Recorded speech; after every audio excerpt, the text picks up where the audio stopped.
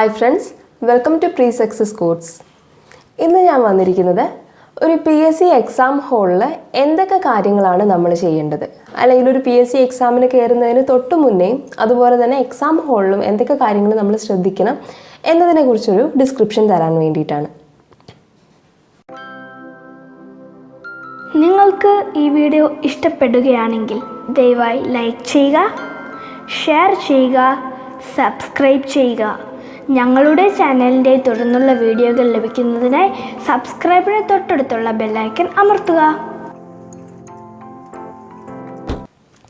First and foremost thing എന്ന് പറയുന്നത്, നമുക്കറിയാം നമ്മുടെ എക്സാമിന് ഒരാഴ്ച മുന്നേ അല്ലെങ്കിൽ 2 ആഴ്ച മുന്നേ നമുക്ക് ഹാൾ ടിക്കറ്റ് ജനറേറ്റഡ് ആയിട്ട് വരും അല്ലേ.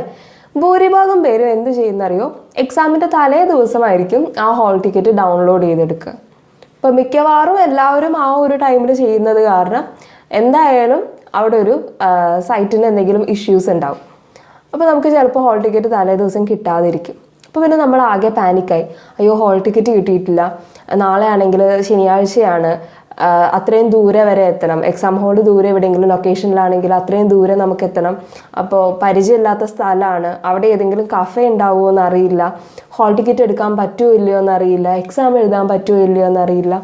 അങ്ങനെ ആവശ്യമില്ലാത്ത ഒരു ഇഷ്യൂയിലേക്ക് നമ്മൾ പോയിക്കൊണ്ടിരിക്കും. എന്തിനാണ് അവസാന നിമിഷം വരെ നിൽക്കുന്നത്?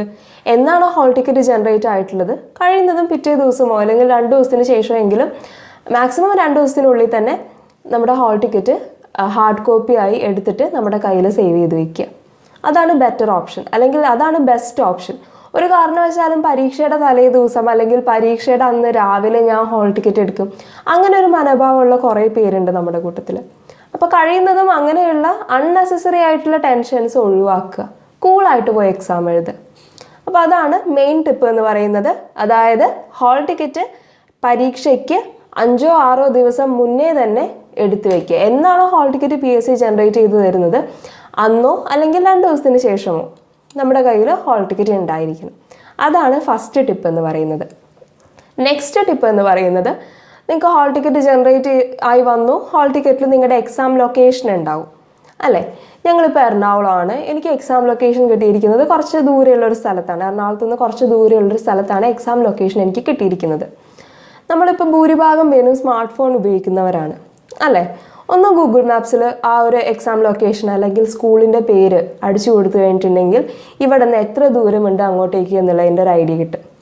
ഇനി കുറച്ച് സിറ്റി ഏരിയയൊക്കെ ആണെങ്കിൽ നമുക്ക് എന്തായാലും ബ്ലോക്ക് എക്സ്പെക്റ്റ് ചെയ്യാം. സാറ്റർഡേ ആണ്, ഹോളിഡേ ആണ്, മിക്കവാറും ബ്ലോക്ക് ഉള്ള ദിവസമായിരിക്കും. അപ്പോൾ അതൊക്കെ കാൽക്കുലേറ്റ് ചെയ്തിട്ട് വേണം നമ്മൾ വീട്ടിൽ നിന്ന് ഇറങ്ങാനായിട്ട്. ഇനി 1:30 അവിടെ റിപ്പോർട്ട് ചെയ്യണം, 11 മണിക്ക് എനിക്ക് വീട്ടിൽ നിന്ന് ഇറങ്ങാൻ പറ്റുള്ളൂ, ബ്ലോക്ക് കിട്ടി, കറക്റ്റ് ടൈമിൽ അവിടെ എത്താൻ പറ്റിയില്ല, സെൻറ്ററിൽ എത്താൻ പറ്റിയില്ല, അത് കാരണം എനിക്ക് എക്സാം എഴുതാൻ പറ്റിയില്ല, അതൊന്നും ഒരിക്കലും ഒരു എക്സ്ക്യൂസ് അല്ല. അതൊക്കെ എപ്പോഴും നമ്മുടെ ഭാഗത്തു നിന്നുണ്ടാവുന്ന തെറ്റാണ്. സോ എവിടെയാണോ നിങ്ങൾക്ക് എക്സാം സെൻറ്റർ എന്നുള്ളത് അറിഞ്ഞതിന് ശേഷം മാപ്പിൽ നോക്കുക, എത്ര ദൂരമുണ്ട് നിങ്ങളുടെ ലൊക്കേഷനിൽ നിന്ന് എക്സാം ലൊക്കേഷനിലേക്ക് എത്ര ദൂരമുണ്ട് എന്ന് നോക്കുക. കഴിയുന്നതും അവിടെയുള്ള പരിചയക്കാരോ ആരെങ്കിലും ഉണ്ടെങ്കിൽ അവരെ കോൺടാക്ട് ചെയ്യുക, കറക്റ്റ് ഒരു ഐഡിയ കിട്ടുക, എവിടെയാണ് സ്കൂൾ, എവിടെയാണ്, അങ്ങോട്ടേക്ക് ബസ് സർവീസ് ഉണ്ടോ, ഓട്ടോ കിട്ടുമോ, അതൊക്കെ കഴിയുന്നതും ഒന്ന് അറിഞ്ഞു വെക്കുക. കാരണം എന്താണ്, നമ്മൾ ആ ഒരു അവസാന നിമിഷത്തിലേക്കുള്ള ഒരു ടെൻഷൻ ഒഴിവാക്കാൻ വേണ്ടിയിട്ടാണ് ഞാൻ പറയുന്നത്. നമുക്ക് മിക്കവാറും പേർക്ക് പറ്റാറുള്ള കുറച്ച് അബദ്ധങ്ങളാണ് ഈ പറഞ്ഞത്. അതുപോലെ തന്നെ ചിലവർ ഇപ്പോൾ എറണാകുളം ഹോം ലൊക്കേഷൻ ആയിട്ടുള്ളവർ ചിലപ്പോൾ LDC പോലെയുള്ള എക്സാംസ് ഒക്കെ വയനാട് പോലത്തെ ജില്ലയിൽ വെച്ച് എഴുതും, കാരണം അവിടെ കോമ്പീറ്റൻസ് കുറവാണ് എന്നുള്ളൊരു ധാരണയിൽ. പക്ഷേ നമ്മൾ ശ്രദ്ധിക്കേണ്ട കാര്യം എന്ന് പറയുന്നത്, എല്ലാ ജില്ലകളിലും ഈക്വൽ കോമ്പറ്റീഷൻ തന്നെയാണ് ഉള്ളത്. ഇപ്പോൾ വയനാട് ആയിക്കോട്ടെ, കാസർഗോഡ് ആയിക്കോട്ടെ, അതൊക്കെ പണ്ടായിരുന്നു, ഒരുപാട് വർഷങ്ങൾക്ക് മുമ്പായിരുന്നു. അവിടെയൊക്കെ ആൾക്കാർ കുറവാണ്, അല്ലെങ്കിൽ PSC എക്സാമിന് പ്രിപ്പയർ ചെയ്യുന്നവർ കുറവാണ് എന്നൊക്കെ പറയുന്നത് ഒരുപാട് വർഷങ്ങൾക്ക് മുമ്പായിരുന്നു. ഇപ്പോൾ അതൊന്നുമല്ല കാര്യം, എല്ലായിടത്തും ഈക്വൽ കോമ്പറ്റീഷൻ തന്നെയാണുള്ളത്. അപ്പോൾ ഇനിയിപ്പോൾ നമുക്ക് വേറെ ഏതെങ്കിലും ലൊക്കേഷൻ വെച്ച് എഴുതണം, അങ്ങനെ ഉണ്ടെങ്കിൽ കഴിയുന്നതും എക്സാമിന് പ്രീവിയസ് ഡേ തന്നെ ആ ലൊക്കേഷനിൽ എത്തിച്ചേരാൻ വേണ്ടിയിട്ട് ശ്രമിക്കുക. അന്നത്തെ ദിവസമാണ്, ഒരുപാട് ലോങ് ഡിസ്റ്റൻസ് ജേർണി ഉണ്ട്, രാവിലെ ട്രെയിൻ പിടിച്ചു, എന്നിട്ട് അവിടെ ആ ഒരു ടൈമിൽ എത്താൻ പറ്റിയില്ല, അങ്ങനെയൊക്കെ പറ്റിക്കഴിഞ്ഞിട്ടുണ്ടെങ്കിൽ നമ്മൾ ഇത്രയും നാൾ പഠിച്ചത് ശരിക്കും അവിടെ ഒരു വേസ്റ്റായി പോവുകയാണ്. സോ ഒരു കാരണവശാലും അങ്ങനെ ചെയ്യരുത്. ദൂരെയാണ് നിങ്ങൾ എക്സാം പ്രിഫറൻസ് അല്ലെങ്കിൽ എക്സാം ലൊക്കേഷൻ ദൂരെയാണ് കൊടുക്കുന്നതെങ്കിൽ കഴിയുന്നതും തലേ ദിവസം തന്നെ അവിടെ എത്തിച്ചേരാൻ വേണ്ടിയിട്ട് ശ്രമിക്കുക. അപ്പോൾ എക്സാം ലൊക്കേഷൻ്റെ കാര്യവും പറഞ്ഞു, അതുപോലെ തന്നെ ഹാൾ ടിക്കറ്റിൻ്റെ കാര്യവും പറഞ്ഞു. ഇനി ചില ആൾക്കാരെ ഞാൻ കാണാറുണ്ട്, നമ്മൾ എക്സാം ഹാളിൽ ചെന്ന് കഴിയുമ്പോൾ അത്രയും നേരം ഇല്ലാത്ത പഠിത്തമായിരിക്കും എക്സാം ഹാളിൽ ചെല്ലുമ്പോൾ ഉണ്ടാവുക, ഇല്ലേ? അത് വായിക്കുന്നു, ഇത് വായിക്കുന്നു, ആ വർഷത്തിൻ്റെ സിഗ്നിഫിക്കൻസ് എന്താണ്, 1857 കലാപം ലക്നൌവിൽ നയിച്ചതാരാണ്, കാൺപൂരിൽ നയിച്ചതാരാണ്, ഭയങ്കരമായിട്ട് ടെൻഷൻ അടിച്ചിട്ട് അവരിങ്ങനെ ഓരോ കാര്യങ്ങളും ഇങ്ങനെ റിഫ്രഷ് ചെയ്തുകൊണ്ടിരിക്കുകയാണ്. എന്തിനാണ് അങ്ങനെ അത്രയും ടെൻഷൻ അടിക്കുന്നത്? നമുക്കിതൊക്കെ ബേസിക്സ് ആണ്, അറിയാവുന്ന കാര്യമാണ്. എപ്പോഴും ശ്രദ്ധിക്കേണ്ട കാര്യം, എക്സാമിന് 5 മിനിറ്റ് മുന്നേ പഠിക്കുന്ന കാര്യങ്ങൾ ഒരു കാരണവശാലും നമ്മുടെ തലയിൽ ഓർമ്മ നിൽക്കില്ല. അല്ലെങ്കിൽ എക്സാമിന് തൊട്ട് മുന്നേ, എക്സാമിന് ഒരു അരമണിക്കൂർ മുമ്പേ വരെ നമ്മൾ പഠിച്ച കാര്യങ്ങൾ മാത്രമേ നമുക്ക് ഓർമ്മയുണ്ടാവുള്ളൂ. അതിനുശേഷമുള്ള, അതായത് എക്സാമിന് തൊട്ട് മുന്നേ ഉള്ള അരമണിക്കൂർ എന്ന് പറയുന്നത് നമുക്ക് റിലാക്സ് ചെയ്യാൻ വേണ്ടിയിട്ടാണ്. കഴിയുന്നതും നമ്മൾ പഠിച്ച കാര്യങ്ങൾ റീകളക്ട് ചെയ്യാം, നല്ല കാര്യങ്ങൾ ആലോചിച്ചിരിക്കുക, പിന്നെ ഒരുപാടധികം പാനിക് ആവാതിരിക്കുക, ഒരു ഡീപ്പ് ബ്രെത്തൊക്കെ എടുത്തിട്ട് എക്സാം ഹാളിൽ നല്ല കംഫർട്ടായിട്ടിരിക്കുക. അതിന് വേണ്ടിയിട്ടാണ് ആ ഒരു അരമണിക്കൂർ നിങ്ങൾക്ക് തന്നിരിക്കുന്നത്. അല്ലാതെ ആ ഒരു സമയത്ത് വാരി വലിച്ച് പഠിക്കേണ്ട കാര്യമൊന്നുമില്ല. അങ്ങനെ പഠിച്ചു കഴിഞ്ഞിട്ടുള്ള കാര്യം എന്തായാലും നമുക്ക് എക്സാമിന് ഓർമ്മ വരികയില്ല, കൺഫ്യൂഷനായിപ്പോവും. അതായിരുന്നോ ഇതായിരുന്നോ എന്നുള്ള കൺഫ്യൂഷനായിപ്പോവും. അപ്പോൾ മിക്കവാറും ഇത് കാണാറുള്ളത് ഗേൾസാണ് ഇങ്ങനെ ചെയ്യുന്നത് കാണാറുള്ളത്. ഒരുപാട് പാനിക്കായിട്ട് ഒരു വേണ്ടാത്തതൊക്കെ ഇങ്ങനെ വായിച്ചുകൊണ്ടിരിക്കും. അതും എക്സാം ഹാളിൽ വരുന്നത് ഒരു 8 ബുക്കായിട്ടായിരിക്കും. എന്തിനാണ് അത്രയും വലിയ ബുക്കൊക്കെ താങ്ങി നമ്മൾ എക്സാം ഹാളിലേക്ക് വരുന്നത്? ശരിക്കും എക്സാം ഹാളിൽ നിന്ന് പഠിക്കുന്നത് തന്നെ ഒരു നെഗറ്റീവ് എനർജിയാണെന്ന് ഞാൻ പറയുള്ളൂ. വീട്ടിൽ വെച്ച് നമ്മൾ ഇത്രയും നാൾ പഠിച്ചു കഴിഞ്ഞ കാര്യങ്ങൾ തന്നെയാണ് നമ്മൾ എക്സാം ഹാളിൽ നമ്മൾ എക്സാമിന് അപ്പയർ ചെയ്യാൻ പോകുന്നത്. സോ പിന്നെയും അത് എക്സാം ഹാളിൽ നിന്ന് റിഫ്രഷ് ചെയ്യാന്ന് പറഞ്ഞിട്ടുണ്ടെങ്കിൽ അതിൻ്റെ ആവശ്യമില്ല.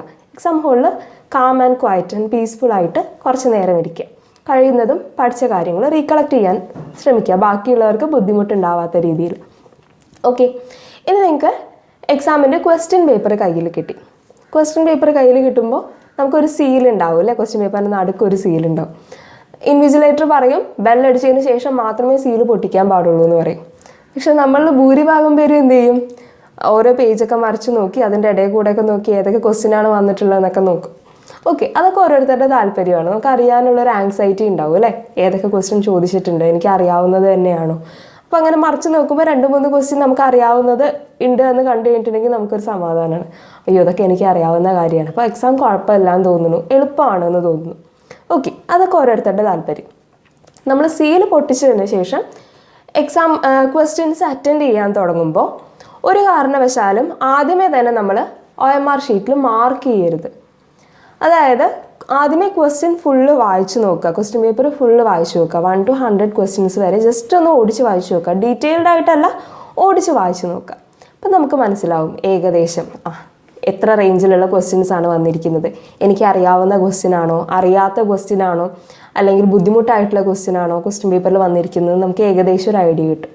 സോ ആദ്യത്തെ ഒരു 5 മിനിറ്റ് അല്ലെങ്കിൽ 5 മിനിറ്റ് മുതൽ 7 മിനിറ്റ് വരെ ഈ ഒരു ക്വസ്റ്റ്യൻ പേപ്പർ വേഗമായിട്ടൊന്ന് മറിച്ച് നോക്കുന്നതിന് വേണ്ടിയിട്ട് നമുക്ക് ഉപയോഗിക്കാം. ദെൻ അതിനുശേഷം പിന്നെയും ക്വസ്റ്റ്യൻ പേപ്പർ ആദ്യം തൊട്ട് വായിച്ചു തുടങ്ങുക.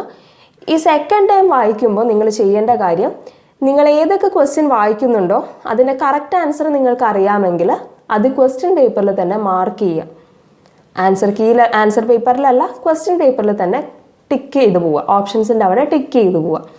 ദെൻ അപ്പോൾ നമുക്ക് മനസ്സിലാവും, ഒന്നാമത്തെ ക്വസ്റ്റ്യൻ ഞാൻ ആദ്യമേ വായിച്ചിരുന്നു, എനിക്ക് അതിൻ്റെ ആൻസർ അറിയാം, സോ കറക്റ്റ് ആൻസർ ടിക്ക് ചെയ്തു. രണ്ടാമത്തെ ക്വസ്റ്റ്യൻ ഞാൻ ആദ്യമേ വായിച്ചപ്പോൾ എനിക്ക് കിട്ടിയിരുന്നില്ല, സോ ഇത് ഞാൻ അവോയ്ഡ് ചെയ്യാണ്, ഇതിപ്പോൾ ഞാൻ നോക്കുന്നില്ല, അവസാനമേ ഞാൻ നോക്കുന്നുള്ളൂ. അപ്പോൾ സെക്കൻഡ് ക്വസ്റ്റ്യൻ വായിക്കുന്ന ടൈം എനിക്ക് ലാഭമാണ്. തേർഡ് ക്വസ്റ്റ്യൻ ഞാൻ ആദ്യമേ വായിച്ചപ്പോൾ എനിക്ക് മനസ്സിലായിരുന്നു ഇതെനിക്ക് അറിയാവുന്ന ക്വസ്റ്റ്യൻ ആണെന്ന്, സോ അത് വായിച്ചു, ഞാൻ കറക്റ്റ് ആൻസർ ടിക്ക് ചെയ്തു. ആ ഒരു മെത്തേഡ് ഫോളോ ചെയ്ത് കഴിഞ്ഞിട്ടുണ്ടെങ്കിൽ കുറച്ച് ടൈം നമുക്ക് സേവ് ചെയ്യാൻ പറ്റും. പിന്നെ എപ്പോഴും ശ്രദ്ധിക്കേണ്ട കാര്യം, ആൻസർ മാർക്ക് ചെയ്യുമ്പോൾ OMR ഷീറ്റിൽ ആൻസർ മാർക്ക് ചെയ്യുമ്പോൾ കറക്റ്റായിട്ട്, അതായത് ക്വസ്റ്റ്യൻ്റെ ആൻസർ B ഓപ്ഷൻ ആണെങ്കിൽ B എന്ന് പറഞ്ഞ് തന്നെ OMR ഷീറ്റിൽ മാർക്ക് ചെയ്യുക. ബാക്കിയുള്ളവർ കേൾക്കേ പറയണമെന്നല്ല ഞാൻ പറയുന്നത്. ഇപ്പോൾ ഫസ്റ്റ് ക്വസ്റ്റ്യൻ്റെ ആൻസർ B ആണ്, സോ ഓപ്ഷൻ ബി എന്ന് പറഞ്ഞിട്ട് തന്നെ OMR ഷീറ്റിൽ മാർക്ക് ചെയ്യുക. കാരണം ഒരുപാട് കുട്ടികൾ പറയാറുള്ളൊരു പരാതിയാണ്, മിസ്സേ ഞങ്ങൾ ക്വസ്റ്റ്യൻ കണ്ടപ്പോൾ മനസ്സിലായിരുന്നു ഓപ്ഷൻ B ആണെന്ന്, പക്ഷെ OMRൽ ടിക്ക് ചെയ്തപ്പോൾ ഓപ്ഷൻ C ആയി. എന്തുകൊണ്ടാണത്? അശ്രദ്ധയാണ് കാരണം അത്രയും ഇമ്പോർട്ടൻ്റ് ആയിട്ടുള്ളൊരു എക്സാം, നമ്മുടെ ലൈഫിനെ തന്നെ ഡിസൈഡ് ചെയ്യുന്ന ഒരു എക്സാം നമ്മൾ എഴുതുകയാണ്. സോ അവിടെ കെയർലെസ്നെസ് എന്നുള്ള ആ വാക്ക് അതിൻ്റെ ആ ഒരു ഏരിയയിൽ തന്നെ വരാൻ പാടില്ല. സോ ക്വസ്റ്റ്യൻ വായിച്ചതിന് ശേഷം ഏത് ഓപ്ഷനാണ് എന്ന് നോക്കി ആ ഓപ്ഷൻ്റെ പേര് പറഞ്ഞ് തന്നെ വേണം OMR ഷീറ്റിൽ മാർക്ക് ചെയ്യാൻ വേണ്ടിയിട്ട്. അങ്ങനെ ചെയ്ത് കഴിയുമ്പോൾ ഒരു പരിധി വരെ ആ ഒരു കെയർലെസ്നെസ് അല്ലെങ്കിൽ ആ ഒരു അശ്രദ്ധ കാരണമുള്ള ആ ഒരു മിസ്റ്റേക്ക് നമുക്ക് ഒഴിവാക്കാൻ പറ്റും. പിന്നെ ഞാൻ പറയുന്നത്, നിങ്ങൾ ഏതൊരു ഏരിയയിലാണോ പ്രൊവിഷ്യൻഡ് ആയിട്ടുള്ളത് ആ ഒരു ഏരിയയിലുള്ള ക്വസ്റ്റ്യൻസ് ആദ്യമേ തന്നെ അറ്റൻഡ് ചെയ്യാൻ ശ്രമിക്കുക. ഫോർ എക്സാമ്പിൾ, നിങ്ങൾ മാത്സിൽ അത്യാവശ്യം നല്ല രീതിയിൽ സ്കോർ ചെയ്യുന്ന ആളാണ്, മാത്സ് ഓക്കെയാണ്. അങ്ങനെയാണെങ്കിൽ മാത്സ് വെച്ചിട്ട് സ്റ്റാർട്ട് ചെയ്യുക. എന്തുകൊണ്ടാണെന്നറിയോ? അത് നമ്മുടെ കോൺഫിഡൻസ് ലെവൽ ഒരുപാട് അങ്ങോട്ട് ബൂസ്റ്റപ്പ് ചെയ്യും. അപ്പോൾ എനിക്ക് മാത്സ് ഓക്കെയാണ്, ഞാൻ മാത്സ് വെച്ചിട്ടാണ് PSC എക്സാം സ്റ്റാർട്ട് ചെയ്യാൻ പോകുന്നത്. അപ്പോൾ നമുക്കറിയാം മാത്സിനും റീസണിങ്ങിനും കൂടി 20 ക്വസ്റ്റ്യൻ ആണുള്ളത്. മാത്സിന് 10 ക്വസ്റ്റ്യനും റീസണിങ്ങിന് 10 ക്വസ്റ്റ്യനും. അപ്പോൾ ആ മാത്സിന് ഓൾമോസ്റ്റ് 10 to 15 മിനിറ്റ്സ് കൊടുക്കുക. അല്ലെങ്കിൽ മാത്സിനും റീസണിങ്ങിനും കൂടി ഒരു 20 മിനിറ്റ്സ്, മാക്സിമം 20 മിനിറ്റ്സ് കൊടുക്കുക.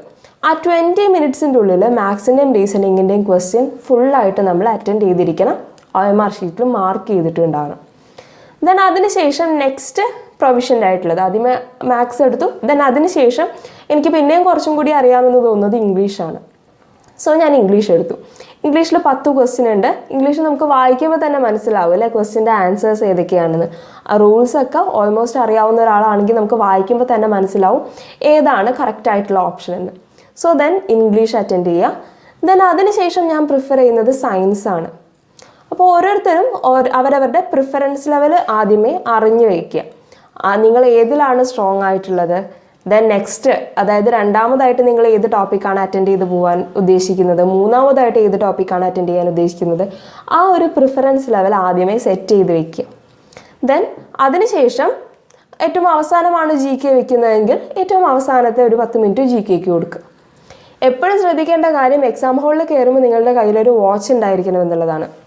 കാരണം അല്ലാതെ നമുക്ക് ടൈം കറക്റ്റായിട്ട് ഡിവൈഡ് ചെയ്യാൻ നമുക്ക് പറ്റില്ല. നമുക്ക് കഴിയുന്നതും, ഇപ്പോൾ 1.25 മണിക്കൂറിൻ്റെ എക്സാം ആണെങ്കിൽ കഴിയുന്നതും 1 മണിക്കൂറിനുള്ളിൽ തന്നെ ആ ഒരു പരീക്ഷ എഴുതി തീരാൻ വേണ്ടിയിട്ട് ശ്രമിക്കുക. ദെൻ അതിനുശേഷം നമുക്കറിയാത്ത ഒരുപാട് ക്വസ്റ്റ്യൻസ് നമ്മൾ മാറ്റി വെച്ചിട്ടുണ്ടാവും, അവസാനം നോക്കാമെന്ന് പറഞ്ഞിട്ടുള്ളത് അല്ലേ.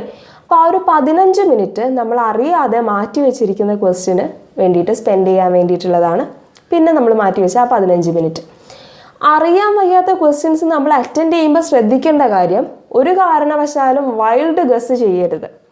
ഇപ്പോൾ 2 ഓപ്ഷൻസ് തമ്മിൽ നമുക്ക് എന്തെങ്കിലും ഒരു കൺഫ്യൂഷൻ ഉണ്ട്, ദെൻ നമ്മൾ ഓൾമോസ്റ്റ് ഷുവറാണ് ഓപ്ഷൻ എ, അല്ലെങ്കിൽ ഓപ്ഷൻ എയും ഓപ്ഷൻ ബിയും തമ്മിൽ എനിക്ക് കൺഫ്യൂഷൻ ഉണ്ട്, ഞാൻ ഓൾമോസ്റ്റ് ഷുവറാണ് ഓപ്ഷൻ എ എന്നുള്ളത്. അങ്ങനെയാണെങ്കിൽ മാത്രം ആ ഓപ്ഷൻ എ എന്നുള്ള ആൻസർ മാർക്ക് ചെയ്യുക. അല്ലെങ്കിൽ ഒരു കാരണവശാലും ആ ക്വസ്റ്റ്യൻ അറ്റൻഡ് ചെയ്യരുത്. നമുക്കറിയാം ഒരുപാട് പേരുടെ മാർക്ക് പോകുന്നത് നെഗറ്റീവ് ആൻസറിങ്ങിൽ കൂടിയാണ് അല്ലേ. PSCക്ക് -0.33 മാർക്സ് നെഗറ്റീവ് മാർക്കാണ്. തെറ്റിക്കഴിഞ്ഞിട്ടുണ്ടെങ്കിൽ നമ്മുടെ കറക്റ്റ് ആൻസറിൻ്റെ മാർക്കിൽ നിന്ന് നെഗറ്റീവ് മാർക്ക് ഉണ്ടാവുന്നുണ്ട്. സോ ആവശ്യമില്ലാത്ത കാര്യങ്ങൾ നമ്മൾ മാർക്ക് ചെയ്ത്, അല്ലെങ്കിൽ നമുക്ക് അറിയാത്ത കാര്യങ്ങൾ മാർക്ക് ചെയ്തിട്ട് നമുക്ക് കിട്ടിയ മാർക്ക് കുറയ്ക്കാൻ ആരും ശ്രമിക്കരുത്. അപ്പോൾ മാക്സിമം നമുക്ക് എത്രത്തോളം ഷുവറാണോ ഒരു ആൻസർ, ആ ഒരു നല്ല രീതിയിൽ ആൻസർ ഷുവറാണ് എങ്കിൽ മാത്രമേ ആ ഒരു ആൻസർ മാർക്ക് ചെയ്യാൻ പാടുള്ളൂ.